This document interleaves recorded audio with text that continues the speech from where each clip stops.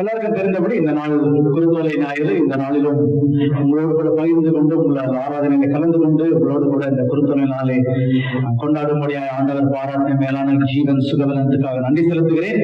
ஆண்டவர் உங்களோடு ஆசீர்வதிப்பாராக. ஆண்டவர் இந்த நாளிலையும் நாம் எல்லாருக்கும் தெரிந்தபடி அவர் எருசலேமுக்குள் பவனியாக சென்ற நாள். அவர் எல்லா ஜனங்களும் என்ன செய்யறாங்க, அவங்களுடைய கம்பளத்தை போட்டு விரிக்கிறாங்க. விரிச்சு தாவீதின் ராஜாவுக்கு ஓசன்னா அப்படின்னு சொல்லி எல்லாரும் ஆனந்த சத்தமிட்டு அவர்கள் மகிழ்ந்து கொண்டிருக்கிற வேளையில இயேசு என்ன செய்யறாரு, நம்முடைய ஆவியில கலக்கம் ஊற்றுகிறார். அவர் கலக்கமுற்ற ஒரு வார்த்தை, நிறைய காரியங்களை அவர் சொன்னார். அதுல ஒரு வார்த்தை லூக்கா எழுதின சுவிசேஷம் 19ஆம் அதிகாரம் 43வது வசனம். லூக்கா 19:43 அதை நான் வாசிக்கும் பொழுது, உன்னை சந்திக்கும் காலத்தை நீ அறியாமற் போனபடியா. எருசலேமை பார்த்து சொல்லுகிறார், எருசலேமே உன்னை சந்திக்கும் காலத்தை நீ அறியாமற் போனபடினா. ஆண்டவர் எருசலேமை பார்த்து அதுதான் அவர் வியாகுலப்படுகிறார். நான் ஏன் உன்கிட்ட வர்றேன்னு நீ தெரியாமல் போனதினால், நான் இங்க உன்னை சந்திக்க வருகிறது நோக்கத்தை நீ அறியாமல் போனதினால். ஆண்டவருடைய ஒரு அங்கலாய்ப்பு. இந்த காலை வேளையிலும் ஆண்டவர் உங்களை பார்த்து கேட்கிற ஒவ்வொரு பேரையும் அவர் போட்டு, நான் உன்னை தெரிந்து கொண்டதின் நோக்கத்தை நீ அறியாமல் போனதினால். அதனால நான் எடுத்த இந்த செய்தியின் தலைப்பு, சீஷத்துவத்தின் ஒரு பரிமாணம், தெரிந்து கொள்ளுதலை அறிந்து கொள். No your calling. ஆண்டவர் அநேகரை அழைத்தார், ஆனால் சிலர் என்ன செய்தார், தெரிந்து கொண்டார். நம்ம ஆண்டவர் தெரிந்து கொள்கிறார். ஹல்லேலூயா. இல்லைன்னா இப்படி ஒரு ஆவியுடைய சபையில உங்களை என்னை ஆண்டவர் அங்கத்தினராய் மாற்றிருக்க மாட்டார். நம்மளை பாவத்திலிருந்து ரட்சித்திருக்க மாட்டார். ஆண்டவர் நம்மளை பாவத்திலிருந்து ரட்சித்து அவருடைய ஆவின் அபிஷேகத்தை கொடுத்து வரத்தை கொடுத்து ஏன் வச்சிருக்காருன்னா, உங்களை என்னை ஏதோ ஒரு நோக்கத்துக்காக ஆண்டவர் தெரிந்து கொள்கிறார். ஆனால் நாம் அந்த நோக்கத்தை என்ன செய்ய வேணும், அறிந்து கொள்ள வேண்டும். இன்று ஆண்டவர் எதற்காக நீ தெரிந்து கொண்டார் என்ற நோக்கத்தை அறியாமலேயே பலர் தன்னுடைய உலக வாழ்க்கையை முடித்துக் கொள்கிறார்கள். அவங்க ஏன் ஆண்டவர் அவங்களை தெரிந்து கொண்டாமே தெரியல. அவங்க பாட்டுக்கு வளர்றாங்க, நான் 40 வருஷமா கிறிஸ்தவ குடும்பத்துல இருக்கேன், நான் பிறந்ததுல இருந்து கிறிஸ்தவனா இருக்கேன், அதனால என் வாழ்க்கை அப்படியே போத, அதனால ஆண்டவருடைய சித்தத்தை நான் செய்யறேன் அப்படின்னு அவங்களுக்குள்ள ஒரு நினைப்பு வச்சுட்டு என்ன செய்யறாங்க, ஆண்டவர் என்னை எதற்காக தெரிந்தெடுத்தார்ன்ற ஒரு நோக்கத்தை அறிந்து கொள்ளாமலேயே அவர்கள் உலக வாழ்க்கையை முடிக்கிறாங்க. ஆனா கல்லறையில மட்டும் என்ன எழுதுறோம், கல்லறைக்கு மேல என்ன வசனத்தை எழுதுறோம், நல்ல போராட்டத்தை போராடினேன், ஓட்டத்தை முடித்தேன். ஓட்டம் என்னன்னே தெரியாது, ஓட்டத்தை ஸ்டார்ட் பண்ணவே இல்லை. ஆண்டவர் இந்த நாள்ல என்ன செய்ய விரும்புகிறார், உங்களை என்னையும் ஆண்டவர் எதற்காக நம்மளை தெரிந்து கொண்டார் என்ற நோக்கத்தை அறிந்து கொள்ள விரும்புகிறார். ஹல்லேலூயா. 40 நாள் ஃபாஸ்டிங் இருந்தோம் அப்படிதானே. இன்னைக்கு கடைசி நாள் முடிய போது நாங்கள் சொன்னாங்க, பயங்கர தெம்பா இருக்கும். எதுல தெம்பா இருக்கும், ஆவியிலையா சரீரத்திலையா? எதுல தெம்பா இருக்கும், ஆவியில தெம்பா இருக்கும். 40 நாள் ஃபாஸ்டிங் இருக்கணும். எதுக்காக இந்த 40 நாள் அப்படின்னா, வேதத்துல எங்கேயும் 40 நாள் நீங்க ஃபாஸ்டிங் இருக்கணும் இல்ல, ஆண்டவர் இது ஒரு தூய்மைப்படுத்துகிற ஒரு நாள் என்று நான் வைத்துக்கணும். எல்லா மதத்திலையும் அதை வைத்திருக்கிறாங்க. நம்மளுடைய மதத்திலையும் முன்னோர்கள் என்ன செய்திருக்கிறாங்க, இந்த 40 நாட்களை நியமித்திருக்கிறார்கள். இதுல என்ன செய்யணும்னா, ஆண்டவரோடு இன்னும் நெருங்குறதுக்குள்ள ஒரு உறவை, ஒரு காரியங்களை நாம் ஏற்படுத்திக் கொள்ள வேண்டும். ஒரு வண்டி நல்லா ஓடும், 2 வீலர் நல்லா தான் ஓடிட்டு இருக்கும். ஆனா அதுக்குன்னு ஒரு சர்வீஸ் டியூ டேட் வரும், அப்படிதானே? 6 மாசத்துக்கு ஒரு தடவையோ 1 வருஷத்துக்கு ஒரு தடவை ஒரு டேட் வரும், இல்லைன்னா பல கிலோமீட்டருக்கு ஒரு டேட் வரும். அன்னைக்கு அந்த வண்டி நல்லா தான் ஓடும். ஆனா என்ன செய்வோம், நம்ம அதை போய் சர்வீஸ் கொடுக்கும், ஆயில மாத்துவான் இல்ல ஆயில மேக்கப் பண்ணுவான், ஏதோ பண்ணிட்டு திருப்பி அந்த வண்டி எப்படி ஓடும், இன்னும் கொஞ்சம் நல்ல புதுசான வண்டி மாதிரி ஓடும். சர்வீஸ் ஆன வண்டியை வந்து பார்த்தா புது வண்டி வாங்கின மாதிரி இருக்கும். அதே மாதிரிதான் இந்த நாள்ல என்னது, இது ஒரு சர்வீசிங் டேஸ். ஆண்டவரோடு கூட இருந்து வந்தோம். இந்த நாள் என்ன செய்யணும், வண்டி சர்வீஸுக்கு போயிட்டு இனி அடுத்து வர நாள் நம்ம எப்படி ஓடணும், இன்னும் துரிதமாய் ஓடணும். ஆண்டவர்கள் என்ன செய்யணும், இன்னும் துரிதமாய் ஓடணும், இன்னும் ஆவியில் அனலுள்ளவங்களா நாம இருக்கணும். அது ஒரு முக்கியமான ஒரு காரியம் என்னன்னா, விசுவாசியா இருந்தனா சீஷனாய் மாற வேண்டும். அதுதான் ரொம்ப முக்கியம். இன்னைக்கு இந்த சபையில விசுவாசிகள் எல்லாரும் வலது பக்கம் வாங்கினா எல்லாரும் வலது பக்கம் வருவோம், நிறைய பேர் வருவோம். சீஷர்கள் எல்லாரும் இந்த பக்கம் வாங்கினா எத்தனை பேர் சீஷனாய் மாறி இருக்கீங்க எனக்கு தெரியல. அதோட எண்ணிக்கை மிகவும் கம்மியா தான் இருக்கு. அப்படிதானே? சீஷனுக்கும் விசுவாசிக்கும் வித்தியாசம் என்ன? விசுவாசிக்கும் சீஷனுக்கும் வித்தியாசம் என்ன?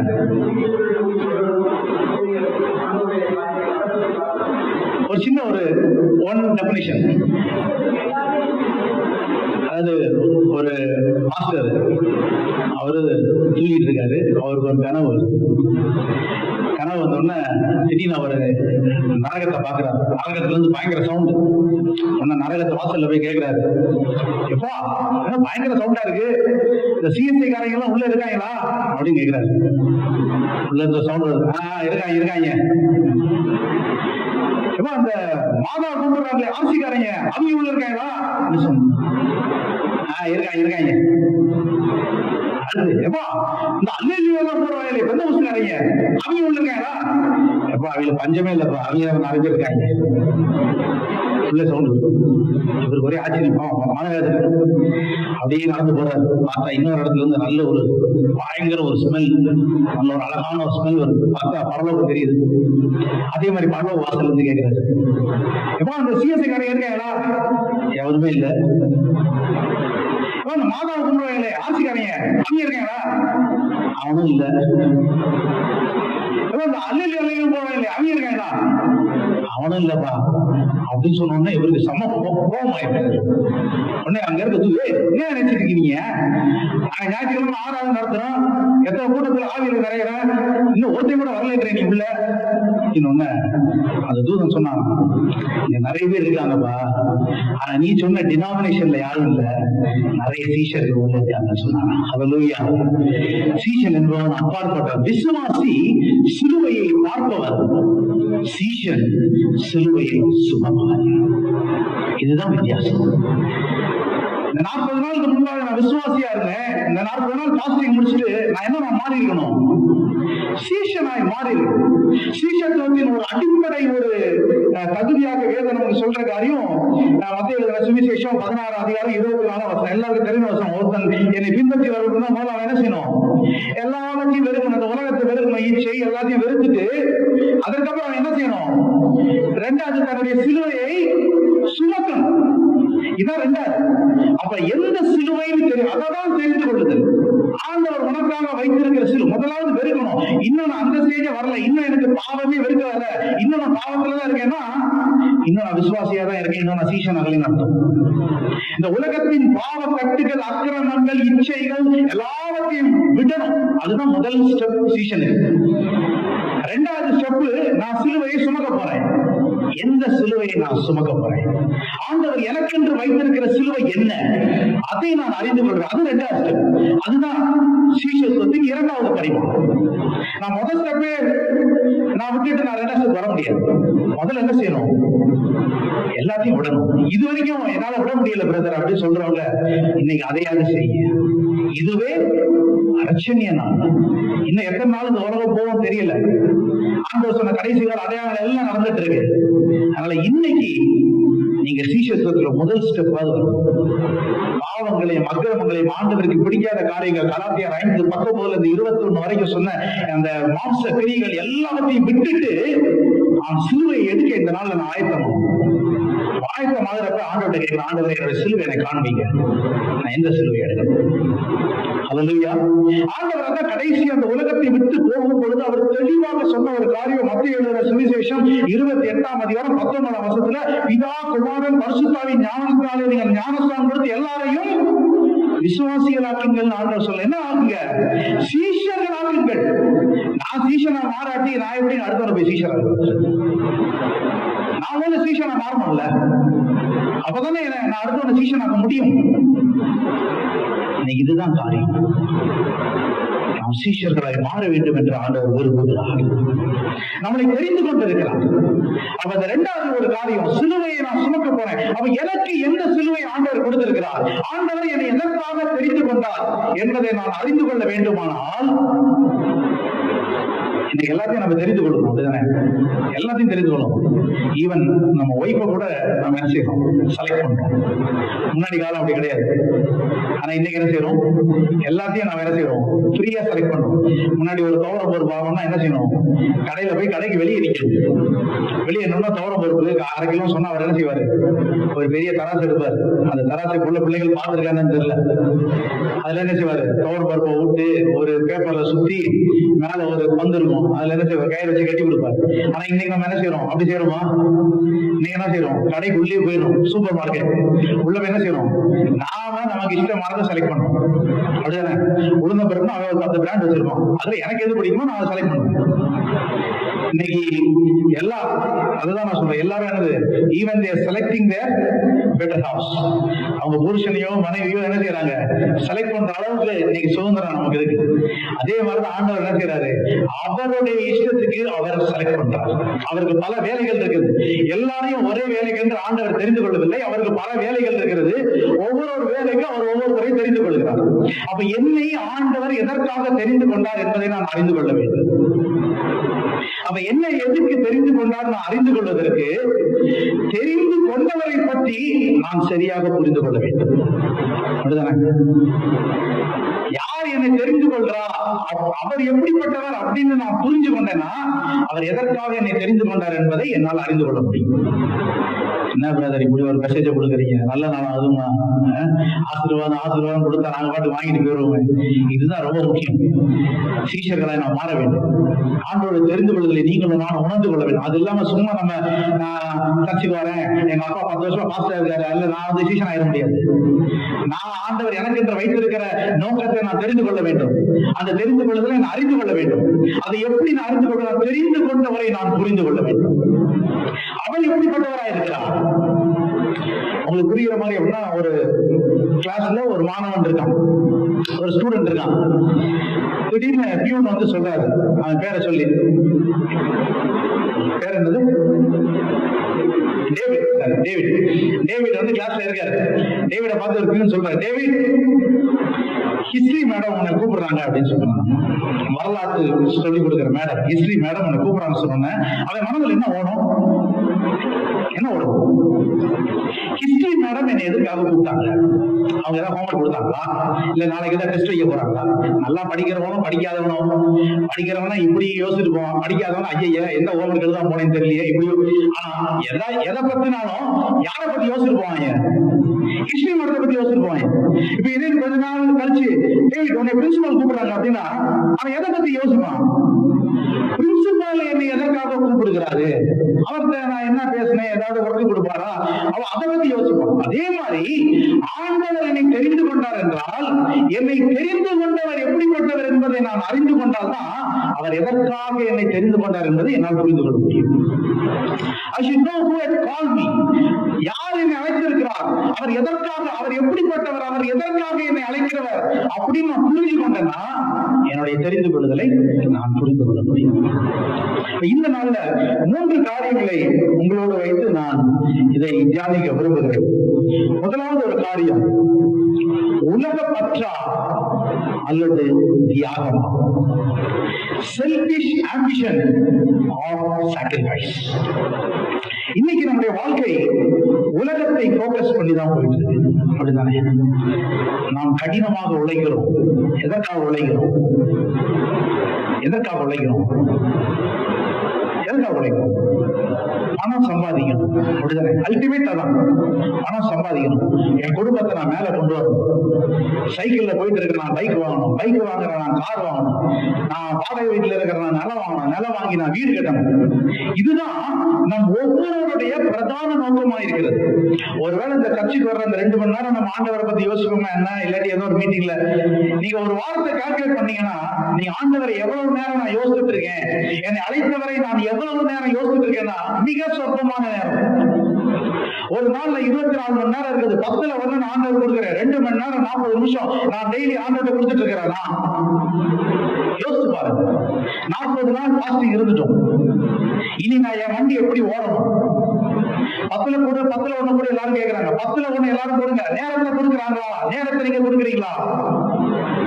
அப்ப என்னை அழைத்தவரை பற்றி நான் இவ்வளவு நேரம் கூட யோசிக்கல. அப்ப எப்படி என்னை தெரிந்து கொண்டு, எதற்காக என்னை தெரிந்து கொண்டு நான் எப்படி யோசிக்க முடியும்? இன்னைக்கு ஏன் அப்படின்னா, பிசாசு நம்ம வாழ்க்கையை உலகத்தை சென்டர் மையமாக வைத்து அவன் இயக்கி கொண்டிருக்கிறான். இந்த சர்ச்சை விட்டு நம்ம வெளியிறங்கினா அடுத்து நாம் இந்த சர்ச்சை பற்றி யோசிப்பது எப்ப யோசிக்கிறோம்? அடுத்த காலையில, அடுத்த வார காலையில தான் நம்ம யோசிக்கிறோம். அது வரைக்கும் பல காரியங்கள் நம்மை சுற்றி ஓடிக்கொண்டிருக்கிறது. சில நாள் பைபிள் வாசிக்கிறோம், சில நாள் வாசிக்க மாட்டேங்கிறோம், சில நாள் 2 நிமிஷம் ஜெபம் பண்றோம், சில நாள் அது கூட ஜெபம் பண்ண முடியல. ஏன் அப்படின்னா, நீ உன்னை தெரிந்து கொண்டவரை நினைக்க கூடாது. நீ நினைச்சா அவர் பின்னாடி நீ சிலுவை தூக்கி ஓட ஆரம்பிச்சுட. அதனாலதான் பிசாசு இப்படியா நம்ம வாழ்க்கையை மாற்றி வைத்திருக்கிறான். ஆண்டவர் அதான் கேட்கிறாரு, உலக பற்றா இல்ல தியாகமா? செல்ஃபிஷ் ஆம்பிஷன் ஆர் தி சாக்ரிஃபைஸ்? நீ எதை தெரிந்து கொள்ள விரும்புகிறாய்? வேதம் சொல்லுகிறது, 1 யோவான் 2:15 முதல் 17 வரை நாம் வாசிக்கும் பொழுது ஆண்டவர் சொல்ற, மேலானவைகளை நாடுங்கள், காணப்படுகிறது அனித்தியமானவைகள். 17வது வசனத்தை வாசிங்க. 1 யோவான் 2:17.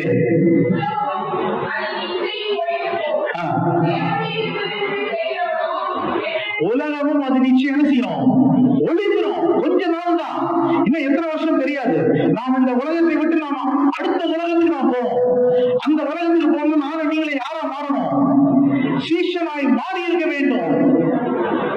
ஏதோ இந்த கண்ணை மூடணும், கண்ணை திறந்தோம்னு பரலோகம் கிடையாது. எங்க அப்பா என்ற பல காரியங்களை பகிர்ந்து கொண்டிருக்கிறார். அதுல அவருக்கு ஆண்டவர் 2-3 தரிசனத்தெல்லாம் காமிச்சிருக்கிறார். சிலவங்க செத்தோம்னா கண்ணை திறந்தாங்கன்னா பரலோகம் உடனே கண்ணு நிற்கும். யாருக்கு நிற்கும்? சீஷனாய் வாழ்ந்தவனுக்கு தான் நிற்கும், எல்லாருக்கும் நிற்காது. சிலவங்க செத்து கண்ணை மூடணும்னு ஒரு காட்டுக்குள்ள இருக்கிற மாதிரி இருக்கும். அங்க இருந்து என்ன செய்யணும்? பரலோகத்தை தேடி போனோம். நீங்க அது ஒரு அடுத்த யாத்திரை. நான் விசுவாசியாவே இருக்கேன், அவிசுவாசியா தான் இருப்பேன், எனக்கு சிலுவைலாம் தூக்க முடியாது, நான் ஜாலியா வந்துட்டு போவேன், நான் உலகத்துக்காக தான் கஷ்டப்படுவேன், சும்மா பைபிள் எழுதி வாசிப்பேன் இப்படின்னு நான் நினைச்சிட்டு இந்த உலகத்தின் வாழ்க்கையை முடித்தோம் என்றால், நான் கண்ணை மூடிட்டு கண்ணை திறக்கிறப்ப ஏதாவது காட்டுக்குள்ள இருப்பேன். என் ஆத்மா எங்கேயே காட்டுக்குள்ள அழிஞ்சிட்டு இருக்கோம். அங்கிருந்து ஏதாவது அடிக்கல் லைட்டை பிடிச்சி வழியை தேடி கண்டுபிடிச்சு நான் எங்கே போனோம்? பரலோகத்துக்கு போனோம். நிறைய காரியங்கள் இருக்கிறது. ஆனா நான் கண்ணை எங்க மூணு திறந்த உடனே ஆண்டவரை பார்க்கணும்னா நானும் நீங்கள் எப்படியாய் மாறணும்? சீஷர்களாய் மாற வேண்டும். அவருடைய சித்தத்தை அறிந்து கொண்டதை செய்கிறவர்களாய் மாற வேண்டும். சிலுவையை சுமந்தவர்களாய் மாற வேண்டும். அப்ப ஆண்டவர் நீங்க கண்ணை மூணு ரெடியா இருப்பார் உங்களை வரவேற்கிறது. உலகத்தின் காரியங்கள் முடிந்ததுக்கு அப்புறம் நிறைய இருக்கு. அதனாலதான் சொல்றோம், உலகத்தின் பற்று அது அனித்தியமானவைகள், அது கொஞ்ச நாள்ல ஒழிந்து போயிடும். அதுக்காக எல்லாத்தையும் விட்டுட்டு சன்னியாசியவான்னு நான் சொல்லல. உலகம் வேண்டுமானாக உலக பற்று இருக்கக்கூடாது. ஏன்னா நான் உலகத்துல தான் இருக்கேன். அதுக்கு பின்னாடியே நான் என்ன செய்யக்கூடாது? போகக்கூடாது. இன்னும் சேர்க்கணும். ஒரு நிலம் வாங்குறது பத்தாது, இன்னும் 2 நிலம் வாங்கணும். என் ஃப்ரெண்ட் ஒருத்தன் இருக்கான், சென்னையில 4 வீடு வச்சிருக்கான். 4 வீடு வாங்கிட்டான். அவனை கேட்பேன் நான். ஒரு நாள் கேட்டேன், என்னடா 4 வீடு வச்சிருக்கேன், என்ன மாப்பிள்ள செய்ய? மாசத்துக்கு 5 லட்சம் ரூபாய் வருது வருமானமா. நான் ஒரு வீடு வாங்கினா 3 வருஷத்துல வீட்டு லோன் கட்டிடுறேன். அதுக்கப்புறம் கவர்மெண்ட்டுக்கு டாக்ஸ் கொடுக்கணும். இந்த ஹவுசிங் லோன் போட்டா என்ன செய்ய வராது? டாக்ஸ் நான் என்ன செய்யலாம்? ரெடியூஸ் பண்ணிக்கலாம். அதனால நான் வீடா வாங்கிட்டு இருக்கேன். டாக்ஸை ரெடி பண்றதுக்கு இன்னைக்கு எவ்வளவு வழிகள் இருக்குது. இன்னைக்கு மிஷினரி ஸ்தாபனங்கள் இருக்கிறது. இல்லாட்டி என்ன செய்யலாம்? நிறைய காரியங்கள் நல்லது செய்து அதை ரெடி பண்றது நிறைய காரியங்கள் இருக்குது. ஆனா இவங்களுக்கு என்னது? உலக பற்று.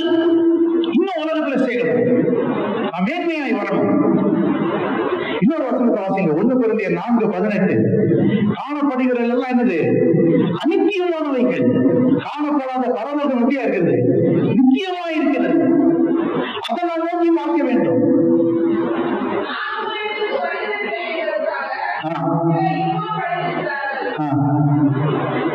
1 கொரிந்தியர் 4:18.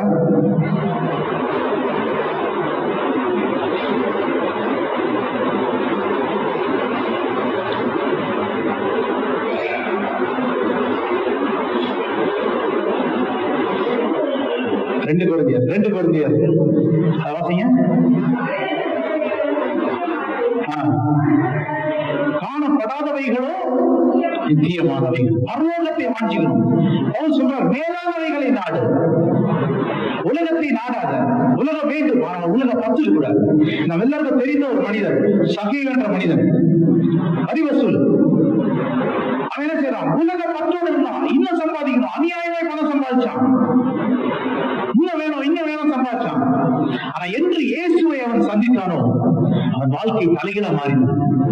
அவன் என்னெல்லாம் அநித்தியமா சம்பாதிச்சானோ எல்லாத்தையும் அவன் என்ன செய்யறான்? தானம் பண்ணுறான். அவனுடைய வாழ்க்கை முழுவதுமாக மாறினது. அவ இந்த நாள், இந்த 40 நாட்கள் நாம் சர்வீஸ் பண்ணிட்டு ஆண்டவரோடு நெருங்கி வந்த பின்பு நாளையில இருந்து நம்முடைய ஓட்டம் எப்படியாக மாற வேண்டும்? அதுல ஒரு வித்தியாசம் இருக்க வேண்டும். உலக பற்றி நம்ம இருக்கக்கூடாது. தேவனை குறித்து நினைவு, என் இயேசு எப்படிப்பட்டவர், அவர் எதற்காக என்னை அழைத்திருக்கிறார் என்பதை குறித்து நினைவு நமக்கு இறங்க வேண்டும். அதுதான் நம்ம கூட இருக்கணும். இந்த ஏசாயா தீர்க்கதரிசி 58ஆம் அதிகாரத்துல அவர் உபவாசத்தை பற்றி சொல்கிறார். 5-6 வசனங்களை வாசிக்கும் பொழுது முதலாவது அவர் சொல்கிறதாக அக்கிரமத்தின் கட்டுகளை ஒழித்து விட்டு, முதலாவது காரியம், ஒரு அர்த்தமுள்ள உபவாசம் என்பது என்னதுன்னா, அக்கிரமத்தின் கட்டுகளை நம்ம என்ன செய்யணும்? உத்தரவிட்டு. இதுதான் காரியம். அப்ப இந்த நாள்ல, இந்த 40 நாட்கள் ஒருவேளை பல காரியங்களை நாம் ஆண்டவருக்கு நெருங்கி நாம் ஜீவிக்கணும் சொல்லி பண்ணிட்டு இருக்கலாம். ஆனா இந்த நாள்ல ஒரு முடிவு எடுக்கும். ஆண்டவரே, உலகத்தின் பற்றை நான் என்ன செய்கிறேன்? குறைத்துக் கொள்கிறேன். உண்மை குறித்த ஒரு நினைவு, ஒரு தியாகம். ஆண்டவருக்காக என்ன செய்யணும்? தியாகம், சாக்ரிஃபைஸ் யுவர் டைம். உன் நேரத்தை என்ன செய்ய? ஆண்டவருக்காக தியாகம் பண்ணு. எங்க அப்பா ஊழியம் பண்றப்ப அப்படிதான். அவர் வீட்டுல இருக்க மாட்டார். என்ன செஞ்சிருந்தார்? ஃபுல்லா ஓட்டம். கிடைக்கிற நேரம் அவர் பேங்க்ல இருந்து அப்படியே போவாரு. சத்தியமங்கலம் எங்கெல்லாமும் போனார். அவர் வீட்டுல பார்க்கிற நேரம் அபூர்வமா இருக்கும். அதுதான் ஆண்டவர் செய்யற சாக்ரிஃபைஸ். காசை மட்டும் கொடுத்தா பத்தாது. ஆண்டவர் எல்லாத்தையும், காசு ஆண்டவருக்கு பெரிய மேட்டர், அதுவும் வேணும். ஆனா அது பெரிய ஒரு கிடையாது. ஆண்டவருக்கு எல்லாமே அவரால் பண்ண முடியும். அப்படிதானே? போய் டாக்ஸ் கட்டணுன்றாரு. ஆண்டவர் என்ன செஞ்சாரு? பேதுரு பார்த்து ஒரு மீனை தரடா, எல்லாரும் என்ன செய்யும்? ஒரு வெள்ளி காசு இருக்கும், போய் கட்டு அப்படின்றாரு. அப்படிதானே? ஆண்டவருக்கு தான் லேசான காரியம். ஆண்டவர் கேட்கிறது உன் காசு அல்ல, என்ன செய்கிறார்? உன்னை கேட்கிறார், உன் மனதை கேட்கிறார், உன் நேரத்தை கேட்கிறார். உலகத்திலே இருக்கிற நேரத்தை குறைச்சிட்டு நீ எனக்காக என்ன செய்? நேரத்தை கொடு. உன்னை தெரிந்து கொண்டவர் அதை விரும்புகிறார். அதுதான் உன் செல்வ. அதை நீ என்ன செய்யணும்? தூக்க வேண்டும். அப்ப இவ்வளவு நாள் 40 முடித்து நாளையிலிருந்து புதிய ஓட்டத்தை ஆரம்பிக்கிறனா, இந்த தியாகம் என்ற சிலுவையை நாம் என்ன செய்யணும்? தூக்க வேண்டும். சவுல் பவுலாய் மாறினார். அப்படிதானே? சவுல் பவுலாய் மாறினாரா? சவுலுக்கு பவுலுக்கு பேர் வச்சது யாரு? ஆப்ஷன் 1 அவரே பேரை மாத்திக்கிட்டாரு. ஆப்ஷன் 2 அப்போஸ்தலர்கள் பேர் வச்சாங்க. ஆப்ஷன் 3 அவருடைய பெற்றோர்கள் பேர் வச்சாங்க. எந்த ஆப்ஷன்? ஆப்ஷன் 1 யாரும்? அவரே பவுல பேரை மாத்திட்டாரு. ஆப்ஷன் 1 யாரு? கரஞ்சியா? ஆப்ஷன் 2 அப்போஸ்தலர்கள் பவுலுக்கு பேர் வச்சாங்க. யாரு? ஆப்ஷன் 2 யாரு? எதுவுமே கேட்க மாட்டேங்கிறீங்க. நீங்க தான் புது ஆப்ஷன் இருக்கீங்களா?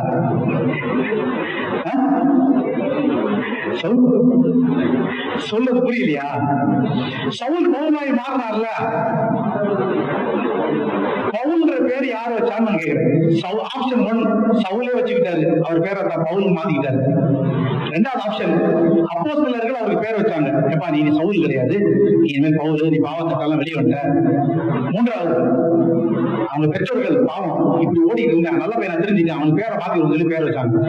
3 ஆப்ஷன்ல எதுவும் உங்க ஆப்ஷன்? ஆப்ஷன் 1 2 3 எதுவுமே கிடையாது. அங்கு புது ஆப்ஷன் இருக்கு. என்ன ஆப்ஷன்கள்?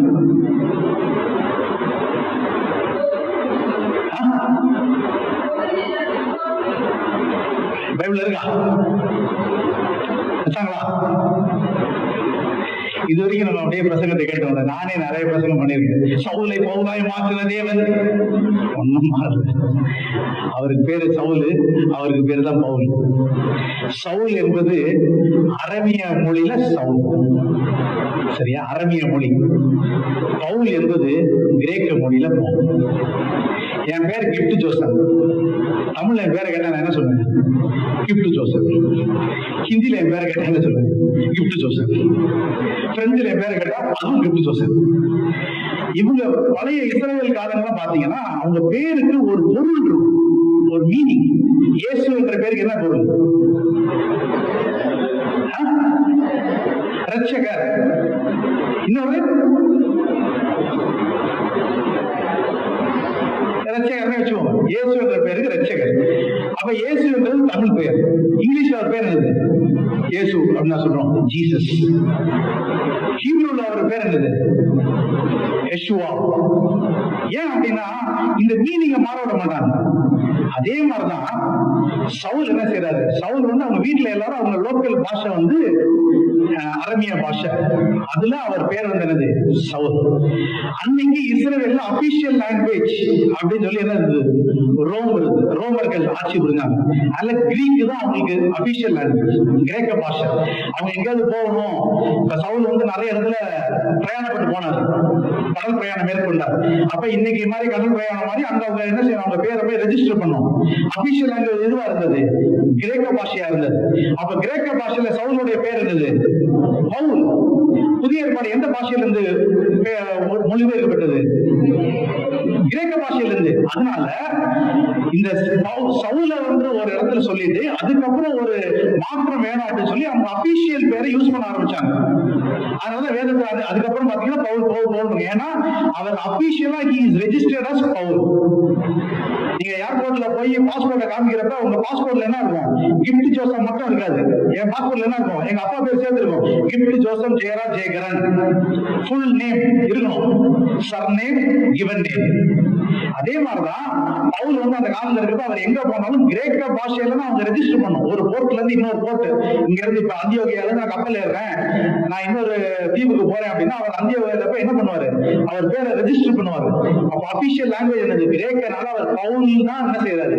ரெஜிஸ்டர் பண்றாரு. அதனால என்ன செய்யணும்? இதை கொஞ்சம் மாத்திக்கணும். நானும் நிறைய பிரசங்கத்துல பேச, இப்ப ரீசெண்டா தான் எனக்கு அது கேள்விப்பட்டேன். சரியா? அல்ல சவுல் இருந்து பவுலாய் மாறிட்டார் அப்படியெல்லாம் கிடையாது. சவுல் மனம் திரும்பினார், இல்ல பவுல் மனம் திரும்பினார் அப்படி சொல்றோம். சரிங்களா? அதுல என்ன செய்யறது? 40 நாள் முடிந்து விட்டது. நாளிலிருந்து புதிய ஓட்டத்தை நாம் ஆரம்பிக்கிறோம். எப்படியா ஓட போறோம்? சவுலோ பவுலோ, ஆனா மனம் திரும்பினவர்களாய் உலக பற்றை என்ன செய்யணும்? குறைத்தவர்களாய் இயேசுக்கென்று தியாகம் என்ற சிலுவையை நாம் சுமந்தவர்கள். ஏன்னா ஆண்டவர் உன்னை என்னையும் தெரிந்து கொண்டது இந்த சிலுவையை சுமக்கிறது. ஹல்லேலூயா. அதை சுமந்து இரண்டாவது ஒரு காரியத்தை நாம் பார்த்தோம் என்றால், தெரிந்து கொண்டவர் நம்மளை எதற்காக அழைத்திருக்கிறார் என்றால், பதவியா அல்லது பணிவிடையா? இரண்டு காரணம், பதவியா அல்லது பணிவிடையா. Position or service, power or service. இன்னைக்கு இந்த உலகம் பதவியை நோக்கி போய் கொண்டிருக்கிறது. நம்மளும் இப்போ ஒரு கம்பெனியில நான் சின்ன ஜூனியர் இன்ஜினியர், நான் என்ன செய்யறேன்? எப்படியாவது மேல வரணும் அப்படின்னு சொல்லி நான் பாடுபட்டு என் டெசிக்னேஷன் நான் கூட்டிட்டு இருக்கேன். டீச்சரா ஒரு ஆபீஸ்ல ஒரு ஸ்கூல்ல நான் சேர்ந்து என்ன செய்யறோம்? அப்படியே மேல வந்து வைஸ் பிரின்சிபல் ஆகணும் நம்ம என்ன செய்யறோம்? பாடுபட்டு கொண்டிருக்கிறோம். பதவியை நோக்கி நாம் என்ன செய்யறோம்? நடந்து கொண்டிருக்கிறோம். ஏதோ நம்ம சர்ச்சில் வந்து அந்த மாதிரி ஒரு போட்டி இல்லை, அப்படிதானே? நம்ம சர்ச் ஃபார்மேஷன் அப்படி இல்லை. மூப்பர்கள் கொஞ்சம் பேரை வச்சிருக்கிறோம், மாஸ்டர் எதுனாலும் மூப்பர்கள்ட்ட கேட்டு அவர் செய்யறாரு. ஆனா நீங்க பல சர்ச்சைகளை பார்க்கும் பொழுது அங்க என்ன செய்யுது? பதவிகள் இருக்கிறது. Secretary, treasurer, master committee, licence committee member, இந்த மாதிரி நிறைய இருக்கும் பொழுது அங்க எதற்காக மக்கள் ஓடுகிறார்கள்? பதவிக்காக ஓடுகிறார்கள். நாங்க சென்னையில போற சர்ச்செல்லாம் அப்படிதான். இந்த காலத்துல ஆகஸ்ட் மாசம் எலெக்ஷன் வந்து சர்ச்சு யாருக்கு பேசுறதுக்கும் பயமா இருக்கு. வாயை மூடிட்டு போக வேண்டியதா இருக்கு. ஏதாவது ஒண்ணு சொன்னா சண்டை கிளப்பிடுறாங்க, அவன் அவங்களை சப்போர்ட் பண்றேன் அப்படின்னு சொல்லி. பதவிக்காக என்ன செய்யும்? பதவியை வந்து ஒரு மையமாக கொண்டு நம் வாழ்க்கை என்ன செய்து சுற்றி கொண்டிருக்கிறது. அது வெளியே மட்டும் கிடையாது, அநேக சபைகளிலே என்ன செய்யுது? அது இருக்கிறது. நம்ம சபையில் இல்ல, அதற்காக ஆண்டவருக்கு நன்றி. ஆனாலும் ஒரு சின்ன ஒரு உதாரணம் சொல்றேன். இப்ப உங்க பிள்ளை இருக்கு, உங்க பிள்ளை ரெகுலரா சண்டே ஸ்கூல் போறான், ரெகுலரா போயிட்டு இருக்கேன். அந்த சபையில நீங்க வந்து 10 வருஷம் ஆகுது, உங்க பிள்ளை ரெகுலரா சண்டே ஸ்கூல் போகுது. நாளைக்கு சண்டே ஸ்கூல்ல இருந்து ஒரு ப்ரோக்ராம் வச்சிருக்காங்க. அதுக்கு உங்க பிள்ளைய எப்படியோ தப்பி தவறியோ ஏதோ ஒண்ணு அவங்க செலக்ட் பண்ண விட்டுட்டாங்க. அவங்க செலக்ட் பண்ணல. உங்களுடைய ரியாக்ஷன் எப்படி இருக்கும்? என்ன செய்வீங்க? வேற மெயின் ஸ்ட்ரீம் லைன் சர்ச்சஸ்னா என்ன பண்ணலாம்? இப்ப சிஎஸ்சில எல்லாம் அப்படி நடந்தா உடனே சொல்லிடுவாங்க, பாஸ்டருக்கு எதுக்கு மேல டைஸ் என்ன செஞ்சிருவான், லெட்டர் எழுதி போட்டுருவாங்க, கடிதம் மொட்டை கடிதம் எழுதி போட்டுருவான், இவன் ஒன்றும் தெரியல இவனை மாத்திரும் அப்படின்னு உடனே அவனை மாத்திடுவாங்க. நம்ம சர்ச்சை பண்ண முடியாது, நான் அவர்தான் பவுண்டரி. என்ன செய்வீங்க? வெளியே போய் ஒரு 4 பேருக்கு மற்ற பிள்ளை எல்லாம் என்ன அப்படி பாடிடுமா, என் பிள்ளை எடுக்க என்ன பண்றாங்க, மற்றவங்கிட்ட சொல்லாடி கூட நம்ம மனசுல அப்படி நினைக்கிறேன். ஆண்டவர்கிட்ட ஒரு ஆச்சரியமான ஒரு விஷயம் நடந்தது. மார்க் எழுதுற சுவிசேஷம் 10ஆம் அதிகாரம் 43ஆம் வசனம், அதை வாசிக்கிறீங்க. அந்த 10ஆம் அதிகாரத்தை நீங்க வாசிக்கும் பொழுது அங்க ஆண்டவருக்கு நெருங்கின 2 சீஷர்கள் யாரு? செபதேயுவின் குமாரர் யாக்கோவும் யோவானும் ஆண்டவர்கிட்ட ஒரு காரியம் கேட்கிறாங்க. என்ன கேட்கிறாங்க? ஒரு பதவியை கேட்கிறாங்க. ஆண்டவரே, நீங்க உங்களுடைய ராஜ்யத்தில் வரும் பொழுது உங்க வலது பக்கத்தில் நான் இருக்கணும், உங்க இடது பக்கத்துல. இன்னும் நீங்க மத்தேயுல அந்த சம்பவத்தை வாசிங்கன்னா அதை கேட்டது யார் அப்படின்னா அவங்க அம்மா. அவங்கதான் பின்னாடி ஸ்கூல் முடிச்சு. அவங்க பேர் என்னது? அவங்க பேர் என்னது? செபதேயு இருக்குமா? அவங்க பேர் என்ன? சலோமி. சலோமி தான் அப்படி கேட்டிருப்பாங்க. அதான் இன்னைக்கு சர்ச்சஸ் ஆஃப் ஃபில்ட் வித் சலோமிஸ் அப்படின்னு ஒரு இடத்துல சொல்லுவாங்க. சலோமிகள் இருந்த சபையில் அநேக பேர் இருக்கிறாங்க. ஆண்டவர் மறுபடியும் கேட்பாரு, டே நீங்க என்ன கேட்கறீங்க புரியுதாடா அப்படின்னு கேட்பாரு. புரியுது புரியுது, நாங்க எங்களுக்குதான் வேணும். அப்ப இன்னைக்கு பதவிகளுக்காக நாம் என்ன செய்யறோம்? ஓடுறோம். நம்ம என்ன செய்யணும்? இப்படி நடந்துச்சுன்னா என்ன செய்யணும்? நம்ம பிள்ளைய போய் என்ன செய்யணும்? இந்த தடவை உன்னை செலக்ட் பண்ணல விடு, அடுத்த தடவை நீ செலக்ட் பண்ணுவோம்.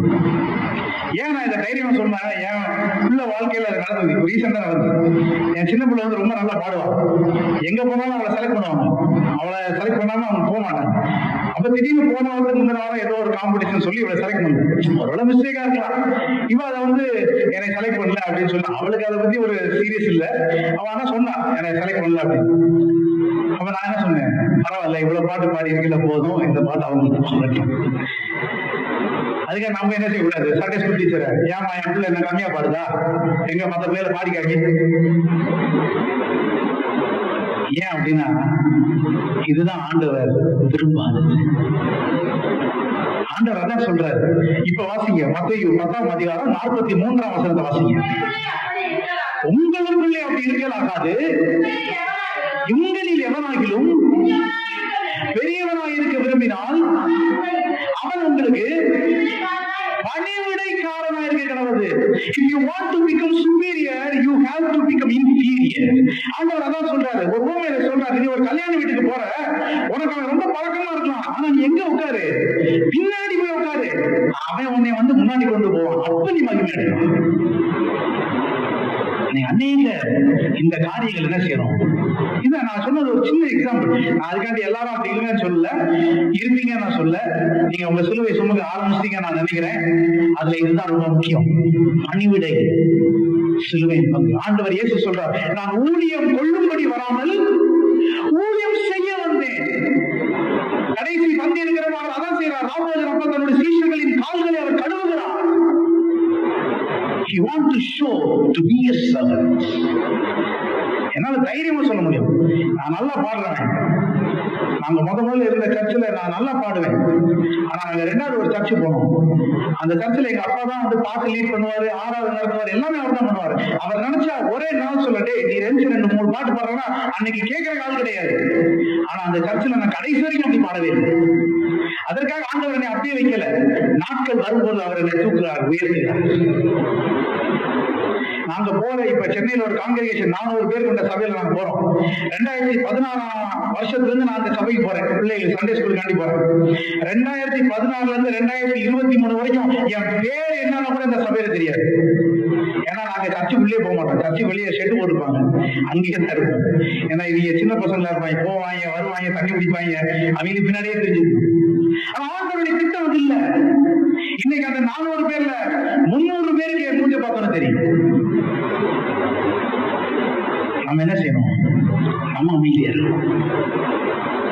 நம்ம பிள்ளைகளை மேல கொண்டு போலியா, leave it. பதவிக்காக அல்ல, பணிவிடைக்காக ஆண்டவர் நம்மளை அந்த சிலுவை சுமக்க விரும்புகிறார். ஹல்லேலூயா, ஹல்லேலூயா. இந்த நாள்ல 40 நாட்கள் முடித்து நாளைக்கு ஒரு புதிய ஓட்டத்தை நான் ஓட போறேன். அது வெறுமனே உள்ள ஓட்டமா இருக்கக்கூடாது, இடம் ஓட்டமா இருக்கணும். சிலுவையை சுமந்த ஒரு ஓட்டமா இருக்கணும். எந்த சிலுவையை? பணிவிடை என்ற சிலுவை. இயேசுக்காக பணிவிடை செய்யும். அது எப்படிப்பட்ட பணிவிடையாக கூட இருக்கலாம், எந்த ஒரு சின்ன ஊழியமாக கூட இருக்கலாம். ஆண்டவர் எனக்கு ஊழியம் செய்வோம். ஆண்டவர் உன்னை ஒரு நாள்ல நேரம் கொண்டு வருவார். மனுஷன் ஒருவனை அங்கீகரிக்க மாட்டான், ஆனா தேவன் உன்னை ஒரு நாள் அங்கீகரிப்பார். ஏன்னா நீ அவர் சிலுவை சுமந்து கொண்டிருக்கிறார். ஹல்லேலூயா, ஹல்லேலூயா. முதலாவது நாம் பார்த்தோம், நம்முடைய சிலுவை தியாக சிலுவையா இருக்க வேண்டும். அது உலக பற்றா இருக்கக்கூடாது. இரண்டாவது, பதவி என்ற எதை விட்டு விட்டு நாம் என்ன செய்யணும்? பணிவிடை என்ற சிலுவையை நாம் சுமக்க ஆரம்பிக்கணும். ஏன்னா நம்மளை தெரிந்து கொண்டவர் அவர் அப்படிப்பட்டவராக இருக்கிறார். அவர் பணிவிடை செய்தவராக இருக்கிறார். ஹல்லேலூயா. மூன்றாவது ஒரு காரியம், சுகபோகமா அல்லது பாடுகளா? Comfort or suffering. சுகபோகமான வாழ்வா அல்லது பாடுகளா? எல்லாருக்கும் தெரிந்த ஒரு கதை. ஒரு ஐஸ்வர்யவான் ஒருத்தர் இருந்தான், சுகபோகமா இருந்தான். சுகபோகம் என்னன்னா லக்ஸுரி. நமக்கு தேவையை காட்டிலும் அதிகமாய் எனக்கு இருக்கணும்னு நினைக்கிறதா சுகபோகம். ஒரு வீடு எனக்கு வேணும், நான் இருக்கிறது வேணும். இல்ல எனக்கு ஒரு வீடு பார்க்காது, 2 வீடு வேணும். இல்ல என் ஒவ்வொரு பையனுக்கும் ஒரு வீடு வேணும். இதுதான் லக்ஸுரி. சுகபோகமா அல்லது பாடுகளா? அந்த லாசருன்றவன் பாவம் தடுக்கிறேன், அவன் வீட்டுக்கு கீழே உட்கார்ந்து இருந்து அவன் போடுற எச்சத்துல இருந்தான். அவன் சுகபோகமா வாழ்ந்துருந்தான். உலக நாட்கள் கொஞ்ச நாள் தான். முடிஞ்சோடனே மேல இருந்து எங்க போனான்? கீழே போயிட்டான். அவன் வீட்டுக்கு கீழே இருந்து எங்க போனான்? மேல போயிட்டான். ஆண்டவர்களால பாடுகளை நாம் தெரிந்து கொள்ள விரும்புகிறோம். There is no glory without crucifixion. சிலுவையின் பாடுகள் இல்லாமல் ஒரு மகிமை இல்லை. ஆண்டவர் மகிமை அடைய வேண்டியது அவசியமாக இருந்தது. ஆனால் சிலுவையை சுமக்க வேண்டியது அதை விட அவசியமாக இருந்தது. அதற்கப்புறம் தான் மகிமை. எனக்கு இவ்வளவு பேர் வேணும், சர்ச்சில் இவ்வளவு மாற்றம் ஆகணும், இதெல்லாம் இதற்கு நீ என்ன செய்யணும்? பாடணும். என் வாழ்க்கையில் ஆண்டவருக்காக நான் பல காரியங்களை செய்யணும். நீ தியாகம் என்ற சிலுவையை சுமக்க வேண்டும், பாடுகள் என்ற சிலுவையை சுமக்க வேண்டும். ஆண்டவர் சொல்லிட்டு சொல்கிறார், என் நோக்கம் எப்படி இருக்கு? மெதுவா இருக்கு. சும்மா ஒரு 100 கிலோ மேல சுமத்திட்டு அவர் வந்து சிரிக்கிற தேவை இல்லை. உனக்கு எப்பேற்பட்ட பாட சுமக்க முடியுமோ அவ்வளவு பாடுகள் தான் அவர் உனக்கு கொடுப்பாரு. ஆனா அந்த பாடோடு நீ என்ன செய்யணும்? சிலுவையை சுமந்து கொண்டு செல்ல வேண்டும். ஆண்டவர் எதற்காக நாம் அழைத்திருக்கிறார்? இன்னைக்கு நார்த் இந்தியாவில் எவ்வளவு மிஷினரிகள் இருக்காங்க. இடையில ஒரு மிஷினரிகளுடைய ஒரு ஷேரிங் நான் கேட்கும் பொழுது சொல்றாங்க, மகாராஷ்டிரா மாநிலத்துல ஏதோ பர்கூர் அப்படின்ற ஒரு இன மக்கள் மத்தியில் அவங்க வசிக்கிறாங்க. அவங்களுடைய வீட்டுல 2 சின்ன பிள்ளைகள், ஒரு 4 வயசு ஒரு பையன், 2.5 வயசுல ஒரு பொண்ணு. அவங்க வீட்டுக்கு வெளியே 2 அடியில தான் மொத்தம் அந்த வறண்டா. அதுக்கப்புறம் 18 அடி பழம். இந்த மாதிரி வெயில் உள்ள நேரத்துல அவங்க வீட்டுல பாம்பு, தேள் இதெல்லாம் வந்து கிச்சன் பாத்திரத்துக்குள்ள இருக்கும். இவ்வளவு பாடுகளை ஏற்றுக்கொண்டு அவங்க இன்னைக்கு சென்னைக்கு வராங்க. எதுக்கு அப்படின்னா, நான் அன்பாய் வளர்த்த 4 வயசு பையனை டோனா பள்ளியில போய் விட்டுட்டு அவங்க அடுத்த ஊழியத்துக்கு போகும் சொல்லி. எப்படி ஒரு சூழ்நிலை! மிஷினரி இருக்காங்க, வடநாட்டுல வேலை செஞ்சிருக்காங்க, நம்ம தேசத்துல தான் பாடுகள். இந்த மாதிரி பாடுகள் ஆண்டவர் உங்களுக்கு எனக்கு கொடுக்கல, அப்படிதானே? ஆண்டவர் கொடுக்கிற ஒரு சின்ன பாடல் கூட நம்மளால நீங்க சுமக்க முடியாத ஒரு சூழ்நிலை இருக்கும். ஒரு சின்ன சிலுவை நம்ம வாழ்க்கையில வந்தோன்னு அதை பார்த்து முன்னிறுத்துறவர்களா இருக்கிறோம். எல்லாண்டவர் இவ்வளவு நாள் உங்க கட்சிக்கு போய் இதுதானா? சிலுவையை சுமக்க வேண்டியது அவசியம். ஏன்னா உங்களுக்கு எனக்கும் அவர் வைத்திருக்கிற நன்மை எவ்வளவு பெரிதா இருக்கிறது. இந்த பரலோகத்தை we cannot describe. பாடுகளை ஏற்றுக்கொள்ளும். வில்லியம் கேரி என்ற ஒரு மிஷனரி, அவர் morning star of the missions அப்படின்னு சொல்லி கூப்பிடுவாங்க. அநேகருக்கு தெரிஞ்சிருக்கும் நினைக்கிறேன். அவர் ஆண்டவர் அவரை தெரிந்து கொண்டே அப்படின்னு சொல்லி 7 வருஷம் ஊழியம் பண்ணார். கடினமான ஊழியம். அவர் பிரிட்டன் நாட்டை சேர்ந்தவர். பிரிட்டன் நாட்டில் பல ஊழியங்களை அவர் பண்ணார். 7 வருஷம் ஊழியம் பண்ணார். ஆனா ஒரு ஆள் கூட ரசிக்கப்படல. அவர் டாக்ஸ் கொடுக்கிறாரு, காலையில மார்னிங் டாக் பிரீச்சிங் போறாரு, என்னெல்லாமோ செய்யறாரு, ஒரு ஆள் கூட ரசிக்கப்படல. 8வது வருஷம் அவர் காத்திருந்த ஒரு அதிர்ச்சி. அவருடைய 11 வயது பையன் நோய்வாய்ப்பட்டு மரித்து போகிறான். மரித்து போன தன் பையனுக்கு காஃபின் பாக்ஸ், அந்த சதனத்தை வைக்கிற பெட்டி வாங்க அவரிடம் காசு இல்லாமல் அவர் வீட்டுக்கு பக்கத்துல அவரே தோண்டி தன் மகனை புதைக்கிறார். அதை பார்த்து கொண்டிருந்த அவரது மனைவி வைத்தியமாகிவிட்டான். She got mental. 8வது வருஷம் ஆண்டவர்கிட்ட போய் கதறாரு. ஏன் ஆண்டவரே, எதற்காக இதை தெரிந்து கொண்டீங்க? இவ்வளவு வருஷம் ஒண்ணுமே இல்லையே, என் பையன் இறந்துட்டானே, என் தெரிந்து கொள்ளலை, நான் அறிந்து கொள்ள உதவி செய்ய சொல்லி கதறாரு. அதற்கப்புறம் அவர் புரிந்து கொண்டார். இந்த வேதாகமத்தை 22 மொழிகளில் மொழிபெயர்த்தவர் வில்லியம் கேரி. வெறுமனே நான் ஓடி இருந்தா என் வாழ்க்கையில பிரயோஜனமே இல்லை. சிலுவையை சுமந்து நான் ஓட வேண்டும். எனக்கென்று வைத்திருக்கிற சிலுவை, உலக பற்றை வெறுத்து தியாகத்தோடு தியாகம் என்ற சிலுவை. 2வது பதவியை விட்டுவிட்டு பணிவிடை என்ற சிலுவை. 3வது சுகபோகமான வாழ்க்கையை விட்டுவிட்டு பாடுகின்ற இந்த சிலுவை. கேட்டுக்கு போற வாசல் விரிவா இருக்குது, அதுல பிரச்சனையே இருக்காது. ஆனா பரலோகத்துக்கு போகிற வாசல் எப்படியா இருக்கிறது? குறுகினதா இருக்கிறது, இடுக்கமா இருக்கிறது. அதற்குள் பிரவேசிக்கிறவர்கள் சிலராக இருக்கிறார்கள். அந்த சிலருக்குள்ள நீங்களும் நாம் போனோம். ஆண்டவர்களை ஆசீர்வதிக்கிறவராக இருக்கிறார். 1/2 மணி நேரம் சிலுவையை சுமந்த சிரேனை ஊரானாகிய சீமோன் 1/2 மணி நேரம் தான் சுமந்தான். அதுவும் அவன் இஷ்டப்பட்டலாம் சிலுவை சுமக்கல. அவன் சிலுவையை சுமக்கும்படி பலவந்தம் பண்ணப்பட்டான்.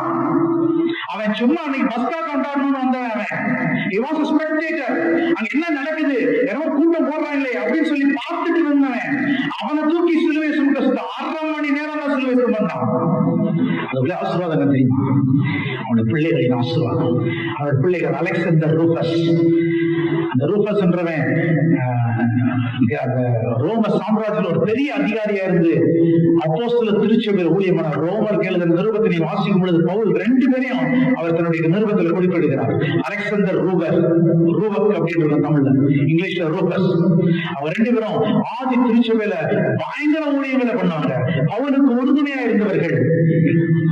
அந்த கவர்மெண்ட்லயும் ரூபஸ் பயங்கர பெரிய டெஸ்டினேஷன் இருந்தான். 1/2 மணி நேரம் சிலுவை சுமந்த சிரேனை ஊரானாகிய சீமோனுக்கு ஆண்டவர் கொடுக்கிற ஆசீர்வாதங்கள் சந்ததியான ஆசீர்வாதங்கள். ஆண்டவர் இந்த நாள்ல உங்களை என்னைய பார்த்தாதான் கேட்கிறார், சிலுவையை சுமக்க நீ ஆயத்தமா? தியாகம் என்ற சிலுவை, பணிவிடை என்ற சிலுவை, பாடுகள் நிறைந்த சிலுவை, அதை சுமக்க நீ ஆயத்தமாயிருந்து நீங்களும் நானும் சுமக்கும் பொழுது ஆசீர்வாதம் உங்களுக்கு எனக்கு மட்டுமல்ல, நம் சந்ததிக்கு ஆசீர்வாதம். அல்லேலூயா. எல்லாரும் உலகம் படிக்க ஆண்டவரை நோக்கி பார்ப்போம். ஆண்டவரே, இதுவரைக்கும் என் சிலுவை என்னன்னு எனக்கு தெரியல. ஆண்டவரே, இதுவரைக்கும் என் சிலுவை என்னன்னு நான் தெரியல. நான் சும்மா ஏதோ சர்ச்சுக்கு வந்துட்டு நான் வீட்டுக்கு போயிட்டு இருந்தேன். ஏதோ 1/2 மணி நேரம் உங்களை ஆராதிச்சுட்டு இருந்தேன். ஏதோ ஒரு நாளைக்கு 5 அதிகாரத்தை நான் வாசிட்டு இருந்தேன். இந்த நாள்ல என் தெரிந்து கொள்ளவை நான் அறிந்து கொள்ள எனக்கு உதவி செய்யுங்க. நான் என்ன சிலுவை சுமக்கணும் ஆண்டவரே? தியாகம் என்ற சிலுவை நான் சுமக்க வேண்டுமா? நான் பணிவிடை என்ற சிலுவை நான் சுமக்க வேண்டுமா? பாடுகள் நிறைந்த அந்த சிலுவையை நான் சுமக்க இந்த நாள்ல நான் ஆயத்தமாயிட்டேன். ஆண்டவரே, ஆண்டவரே எனக்கு உதவி செய்யுங்க. என் வாழ்வை நீங்க மாற்றுங்க. ஆண்டவர் சொல்லுகிறார், ஒருவன் என்னை பின்பற்றி வர விரும்பினால் அவன் தன் சிலுவையை சுமந்து கொண்டு என்னை பின்பற்றி வர கடவன். நீ சிலுவையை சுமக்காம சும்மா நீ போறனா, நீ ஆண்டவரை பின்பற்றினவன் அல்ல, நீ சீஷன் அல்ல. நீங்களும் நானும் சீஷனாய் வாழ வேண்டும் என்று ஆண்டவர் இந்த நாள்ல விரும்புகிறார்.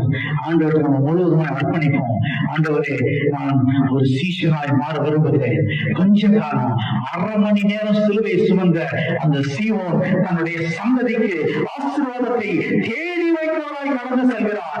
ஆசீர்வாதங்கள் மழையை போல அவர் பிள்ளைகள் மேல் ஒளிவதை நாம் வேதத்துல வாசிக்கிறோம். அதே போல இந்த நாள்ல நீங்களும் நாம முடிவெடுக்கும் பொழுது நாம் ஆசீர்வாதத்தை பெற்றுக்கொள்ள கிடையாது, நாம் சந்ததி ஆசீர்வாதத்தை சுதந்திரிக்கிறவர்களாய் மாறுவார்கள். இந்த வேளையில் நாம் எல்லாரும் ஆண்டவரை நோக்கி ஆண்டவரை சொல்லுவோம், ஆண்டவரே கொஞ்ச காலம் இருப்பது கொஞ்ச காலம் மாத்திரம், ஆண்டவரே உங்க சிலுவையை சுமக்க நான் ஆயத்தமா இருக்கிறேன் சொல்லுவோமா?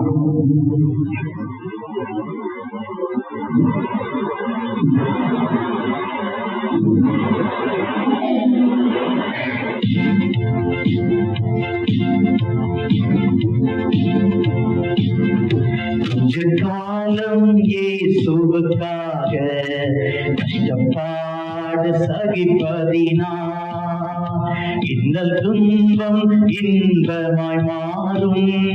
இயேசுவை நான் பார்க்கும் போது அவர் பாதம் வீழ்ந்து பணிந்து ஆனந்த கண்ணீர் வடிப்பேன்.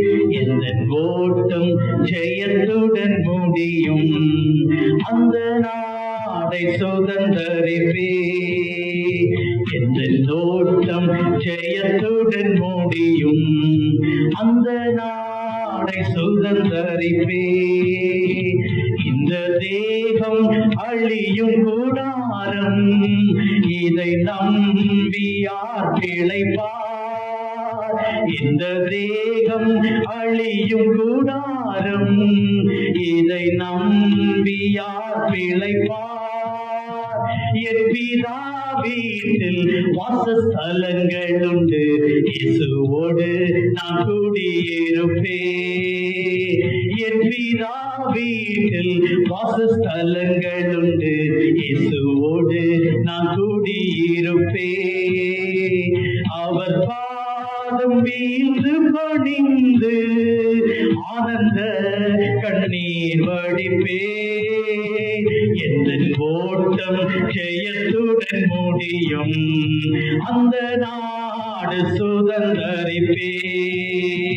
எந்த ஓட்டம் ஜெயத்துடன் முடியும், அந்த நாடை சுதந்தரிப்பேன். ஆண்டவர் உங்கள் ஓட்டத்தை ஜெயத்துடன் ஓட விரும்புகிறார். அவர் உங்களை நம்முடைய சீஷனாக மாற்ற விரும்புகிறார். அவர் இந்த நாளிலிருந்து அவருடைய சிலுவையை நீ சுமக்கும்படியாய் உன்னை அழைக்கிறார். ஓ, அவருடைய சுமை மெதுவாயிருக்கிறது, அவருடைய நுகம் லகுவாயிருக்கிறது. இந்த நாளில் ஒப்புக்கொடு. இன்னும் கொஞ்சம் காலம் ஆண்டவரே உங்க சிலுவை சுமக்க நான் ஆயத்தமாயிருக்கிறேன். ஒரு விசுவாசியாய் அல்ல, ஒரு சீஷனாய் உம்மோடு கூட வாழுகிற ஒரு அடிமையாய் ஆண்டவரே உமக்கு பணிவிடை செய்கிறவராய் என் ஓட்டத்தை முடித்து பரலோகத்திலே உம்மோடு கூட குடியிருக்கிற ஒரு சீஷனாக மாற விரும்புகிறேன். ஒப்பு கொடுப்பீங்களா?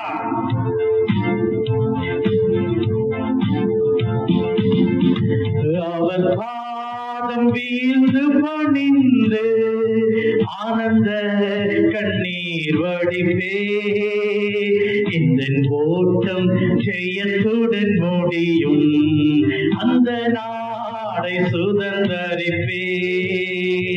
எந்த ஓட்டம் ஜெயத்துடன் முடியும், அந்த நாடை சுதந்தரிப்பேன். ஆண்டவரை ஒப்பு கொடுத்த ஒவ்வொருவரையும் நீங்க பொறுப்படுத்திக் கொள்ளுங்கப்பா. இந்த நாளிலிருந்து எங்களுடைய ஓட்டம் வீணாய் அல்ல, நீங்க எதற்காக எங்களை தெரிந்து கொண்டீங்களோ அந்த தெரிந்து கொள்ளுதலை அறிந்து கொண்டவர்களாக உங்களுடைய சிலுவையை சுமந்து, தியாகம் என்ற சிலுவையை சுமந்து, பணிவிடை என்ற சிலுவையை சுமந்து, பாடுகள் என்ற சிலுவையை சுமந்து என் இயேசுவின் பின்னே வர இந்த நாள்ல நான் தீர்மானித்துக் கொண்டேன். உன்னை அழைத்தவர் உண்மையுள்ளவராயிருக்கிறார். இதோ உலகத்தின் முடிவு பரியந்தம் உன் கூட இருக்கிறேன் சொன்ன தேவன், நீ சிலுவையை சுமக்கும் பொழுது உன்னை தனியாய் விடுவதல்ல, இறுதி வரை உன் ஓட்டத்தை வெற்றியாய் முடிப்பதற்கு அவர் ஆயத்தம் உள்ளவராய் இருக்கிறார். நீ முழுவதுமாய் ஒப்பு கொடுத்து ஆண்டவருக்கு பெரிய ஆசீர்வாதங்களை பெற்றுக் கொள்வோம். இயேசுவின் மூலம் பிதாவே, ஆமென். அமர்வோம். இறுதி காலங்களை நல்லபடியாய் கடந்தவன் உதவி செய்தார். ஒரே ஒரு கேள்வி மட்டும் நமக்கு மத்தியிலே கேட்டு ஜெபித்து நம்ம கடந்து போகலாம். இந்த போரை பற்றி நமக்கு நல்லா தெரியும், இதனுடைய பின் விளைவுகள் தெரியும். வாலிப சகோதரர்கள், வாலிப பிள்ளைகள், இன்னும் ஆண்கள், இவர்களிடத்துல ஒருவேளை பெண்கள் இதை செய்யலாம். நீங்க எல்லாரும் ஜெபிக்கிறீங்களா? தனி ஜெபம் ஜெபிக்கிறீங்களா? ஜெபிக்கிறீங்களா? ஜெபிக்கிறீங்களா? சத்தமா சொல்லுங்க. ஜெபிக்கிறீங்களா? அவங்களுக்குள்ள ஜெபிக்கிறீங்களா? இந்த காலங்களிலே நான் சொல்ற காரியத்திற்கு நீங்க ஜெபித்து கொண்டிருக்கிறீங்களான்னு யோசிச்சு பாருங்க. வேற எங்கேயும் போக வேண்டாம். உங்க வீட்டுல கேஸ் நன்கு தடை இல்லாமல் கிடைக்கணும் ஆண்டவரே அப்படின்னு ஜெபிக்கிறீங்களா? ஜெபிக்கிறீங்களா? கேஸ் தட்டுப்பாடு வரும், நல்லா தெரியுது. ஏதோ வரும், ஏதோ போகும், அது அல்ல வாழ்க்கை. தேவனை சார்ந்து வாழணும். கர்த்தரை அண்டிக் கொள்ளுகிற ஒரு பாக்கியவான் தான். இன்னைக்கு இந்த பிரச்சனைக்குள்ள வாலிபர்கள், வாலிப பிள்ளைகள், உங்களுக்கு சம்பந்தமே இல்லையா? கேஸ் வீட்டுல வருது வரல, இது அப்பா ப்ராப்ளம், அம்மா ப்ராப்ளமா? நீங்க எதற்காக ஜெபிக்கிறீங்களா? இப்படிதான் ஒவ்வொரு காரியத்தையும் மனுஷனும் அசால்ட்டா இருக்கிறோம். அதனாலதான் நிறைய ஆசீர்வாதங்கள் தேவனுடைய பிள்ளைகளுக்கு என்ன செய்யல கிடைக்கல. ஆண்டவர் சொல்கிறார், இதுவரைக்கும் நீங்க நாமத்தினால எதையும் கேட்கல, கேளுங்கள், அப்பொழுது உங்கள் சந்தோஷம் நிறைவா இருக்க முடியும். உங்களுக்கும் கேஸ் சம்பந்தமே இல்லையா? ஜெபிக்கலாம்ல? ஜெபிக்கலாம்ல? ஏன் நம்ம மனதில் தோன்ற மாட்டேங்குது?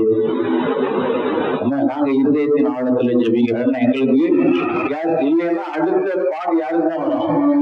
எங்களுக்கு தான் ஒரு ஆண்டவர் கேஸ் தட்டுப்பாடு சீக்கிரமா முடிஞ்சு விடணும். எங்க வீட்டுல கேஸ் என்ன செய்யக்கூடாது, தடைப்படக்கூடாது, தங்கு தடை இல்லாமல் இருக்கணும்னு சொல்லி இந்த இப்படி ஜெபிக்க முதல்ல ஆரம்பிங்க. அதற்கு பின்பு நீங்க சபையின் தேவைகளுக்கு இது பண்ணலாம். சும்மா ஏதோ தானோ ஏதோ வாழ்க்கை அவங்களுக்கு நடக்குது, இவங்களுக்கு நடக்குது அப்படின்னு நிர்விசாரமாய் தேவ ஜனங்கள் என்ன செய்யக்கூடாது, இருக்கக்கூடாது. நான் யூடியூப்ல சில வழியில பாக்குறேன், நிறைய ஊழியக்காரர்கள் சொல்றாங்க, இந்த போர் இதுதான் தீர்க்க தரிசனம், இந்த தீர்க்க தரிசனம் தான், அந்த தீர்க்க தரிசனம் தான். ஆண்டவருக்கு சோதனம். நம்ம சபையில ஜெபிக்கிற சகோதரர் ஜெபிக்கிறார், இந்த யுத்தம் நீக்கணும், நிக்கணும். உங்க ஜெபமும் என் ஜெபமும் அப்படிதான் இருக்கணும். இது ஏன் வந்துச்சு, எதுக்காண்டி வந்துச்சு, ஏன் வந்துச்சு, எப்படி வந்து இல்ல, இந்த யுத்தம் நீக்கணும். ஆண்டவரே வீட்டுல கிளாஸ் எப்படி இருக்கணும், அங்கு தடை இல்லாமல் கிடைக்கணும். ஆண்களோட ஜெபங்கள்ல ஜெபிக்க, பெற்றோர்களுக்கு தங்கு தடை இல்லாமல் கிடைக்கணும். சாதாரண காரியம். இந்த பாடம் கூட நம்ம இருதயத்துல என்ன செய்யல, வருதா வரல. சொல்லிக் கொடுங்க, குழுக்கள்ல சொல்லிக் கொடுங்க, வாலிப குழுக்கள்ல எதுக்கு ஜெபிக்கணும்னு சொல்லிக் கொடுங்க. தேவனை அண்டிக் கொள்ளுகிற ஒரு பாக்கியவான்கள், தேவனிடத்திலே ஜெபிக்கிற ஒரு பாக்கியவான்க. சின்ன சின்ன காரியம்னாலும் தேவ சகோதரிகளுக்கு எங்க தட்டுப்பாடு வந்தாலும் உங்க குடும்பத்துல கேஸ் தட்டுப்பாடு வராது. அல்லேலூயா. ஏன்னா நீங்க ஜெபிக்கிறீங்க. இன்னைக்கு சொல்லும் பொழுது இந்த ஒரு வார்த்தை கேட்டோம், யுத்தம் நடக்குது, பயங்கரமா நடக்குது. ஏன்? ஜெபிக்க வேண்டியவர்கள் ஜெபிக்கல. யார் ஜெபமெல்லாம் ஜெபிச்சா கேட்கப்படுமோ அவங்க எல்லாம் இதை குறிச்சு என்ன செய்யறாங்க, அவளை இல்லாம இருக்காங்க. சபை இந்த பாரத்தை உங்கள் மனதில் என்ன செய்யணும், கொண்டு வர வேண்டும். பெந்தேகோஸ்தே சபையில உலகத்தை வெறுத்தவங்க தான். அட்லீஸ்ட் 50% வெறுக்கலன்னா நீங்க ஒரு பெந்தேகோஸ்தே சபையில மெம்பர் ஆக முடியாது. அப்படிப்பட்ட நீங்கள் ஜெபித்தான் நடக்கும். நீங்கள் இப்படிப்பட்ட நல்ல காரியத்திற்கு ஜெபிக்காதபடிக்கு பிசாசு உங்களை என்ன செய்கிறான்? வழி தப்பி கொண்டிருக்கிறான். அதனால வாலிப பிள்ளைகள், ஆண்கள் இது போல உள்ள காரியங்களுக்கு ஜெபிங்க. நம்ம வீடு ஆசீர்வதிக்கப்படும். எனக்கு எல்லா வீட்லயும் தட்டுப்பாடு, உங்க வீட்டுல தட்டுப்பாடு இல்லையா? நீங்க சொல்லலாம், நாங்க ஜெபிக்கிறோம். இல்லைன்னா ஆண்டவர் நீங்க ஜெபிக்கும் போது உங்களுக்கு சொல்லுவான். தட்டுப்பாடு வராது, சீக்கிரத்துல முடிஞ்சு போகும். அதை நீங்க பதிலாகி சொல்லலாம். நீங்களும் நானும் முதல்ல வீட்டுக்காக ஜெபிப்போம். வாலிப பிள்ளைகளும் வாலிப பையனும் குடும்ப தலைவர்களும் இந்த காரியத்திற்காக ஜெபிக்கணும். பெண்கள் இதுக்கு ஜெபிக்கிறாங்களோ என்னமோ, அந்த கேஸ் ஓபன் பண்ணும் போது ஆண்டவரே ரொம்ப நாள் கேஸ் வரணும் அப்படி வேணா சொல்லி ஜெபிப்பாங்க. தட்டுப்பாடு வரக்கூடாது. இந்த காரியங்களுக்காக ஜெபிக்க நல்ல பெரிய காரியத்தை செய்வார். அப்படிதான் நம்ம ஜெபத்துல எழுத முடியும். இந்த பாரத்தை ஒரு வச்சிருப்போங்க, இதுக்காக ஜெபிச்சீங்களா அப்படின்னு சொல்லி கேளுங்க. கர்த்தர் ஆசீர்வதிப்பார். விசாரிக்கும் பொழுதும் நான் ஒரு காரியத்தை, எனக்கு ஒரு நல்ல நண்பர் தெரிந்தால் ஒரே ஒரு நிமிஷம் PMK பாண்டியன்னு சொல்லி அவரிடத்துல நான் போன் பண்ணாக ரொம்ப யோசிச்சு தான் போன் பண்ணுவேன். ஏன்னா போன் பண்ணி என்னை விசாரித்த உடனே கேட்பாரு, இன்னைக்கு பைபிள் வாசிக்கும் போது என்ன போஷன் வாசிங்கன்னு கேட்பாரு. ஒரு போஷன் சொல்லணும், அதோட விட மாட்டாரு. அதுல எந்த வசனம் உங்களோடு கூட பேசியது, அல்லது எந்த வசனம் உங்களுக்கு பிடிச்சிருந்தது, அல்லது எந்த வசனத்தை தியானிக்கும் நினைச்சீங்க, இவ்வளவு காரியத்தை அவரோடு கூட பேசுகிற எல்லா கிறிஸ்தவத்தில் அவர் கேட்பார். நீங்க கேட்கிறீங்களா? உங்களோடு கூட பேசுறவங்களுக்கு கேட்கிறீங்களா? அல்ல ஜெபிக்கிற நீங்க உங்களோடு கூட பேசுற வாலிப பிள்ளைகளுக்கு கேட்கிறீங்களா? இதுதான் சீஷத்துவத்தின் படிகள். அதற்குள்ளாய் கடந்து செல்லுவோம். சொல்லிக்கிட்டே போகலாம். கர்த்தர் நம்மை ஆசீர்வதிப்பார். தலைத்தாழ்த்தி ஜெபிப்போம். நல்ல ஆண்டவரே, நல்ல வேளைக்காய் சோதரிக்கிறோம்ப்பா. ஜெபத்திலே ஒரு ஆர்வம் உள்ளவர்களாய் மாற்றுங்க. எங்களுக்காகவே ஜீவிக்காதபடிக்கு உம்மை சார்ந்து ஜீவிக்க கர்த்தர் எங்களுக்கு உதவி செய்ய ஆண்டவரே. இந்த வேளையிலும் இந்த சபையின் இந்த குடும்பங்களுக்காக உங்களுடைய பாதத்தில் வருகிற சுவாமி, கர்த்தரை தேடுகிறவர்களுக்கோ ஒரு நன்மையும் குறைவுபடாது நீங்க சொன்னீங்க. பிள்ளைகளுக்கு எல்லா நன்மையும் உண்டாக உதவி செய்யுங்க. எந்த குடும்பத்திலும் இந்த கேஸ் தட்டுப்பாடு வரக்கூடாது, பெட்ரோல் தட்டுப்பாடு வரக்கூடாது. ஆண்டவரே இன்னும் பலசரக்கு தட்டுப்பாடு வரக்கூடாது, பண தட்டுப்பாடு வரக்கூடாது. கர்த்தர் அப்படியே நீங்க குறைவில்லாதபடி இந்த குடும்பங்கள் ஆசீர்வதிங்க. கையின் பிரயாசங்களை ஆசீர்வதிங்க. அந்த வியாதி பலவீனங்களை அகற்றி பிள்ளைகளை ஆசீர்வதிங்களப்பா. நன்றி தேவன், நமக்கு சோத்திரம். எல்லா பிரச்சனைகளையும் உம்முடைய பாதத்திலே எடுத்து வைக்கக்கூடிய கிருபையை ஒருவருக்காக நீர் கூட இருந்து நடத்துங்க. இந்த பரிசுத்த வாரத்துல நாங்கள் அவருடைய உமக்கு பிரியமுள்ளவர்களாய் ஜீவிக்க எங்களுக்கு உதவி செய்யுங்க. இந்த ஈஸ்டர் மாறும் பொழுது நாங்களும் உயிர்த்தெழுந்தவர்களாய் கடந்து செல்ல உதவி செய்யும். நீர் கூட இருந்து நடத்துங்க. அந்த ஒருவரை பேராய் இயேசு கிறிஸ்துவின் நாமத்திலே ஆசீர்வதிக்கிறோம். கூட இருந்து பாதுகாத்து ஆசீர்வதிக்கும்படியாய் இயேசுவின் நாமத்திலே ஜெபிக்கிறோம். நல்ல பிதாவே, ஆமென். என் ஆத்துமாவே கர்த்தரை சோஸ்திரி, என் முழு உள்ளமே நாமத்தை சோஸ்திரி. என் ஆத்துமாவே கர்த்தரை சோஸ்திரி, கர்த்தர் செய்த சகல பாவங்களை மறவாதே. ஆமென். நம்முடைய கர்த்தராகிய இயேசு கிறிஸ்துவின் கிருபையும் பிதாவாகிய தேவனுடைய அன்பும் பரிசுத்த ஆவியின் அன்பின் ஐக்கியமும் சந்தோஷமும் சமாதானமும் நம்ம அனைவரோடு கூட இன்றும் இந்த சுதாக்கள் உண்டாயிருப்பதாக. ஆமென். அல்லேலூயா, அல்லேலூயா, அல்லேலூயா.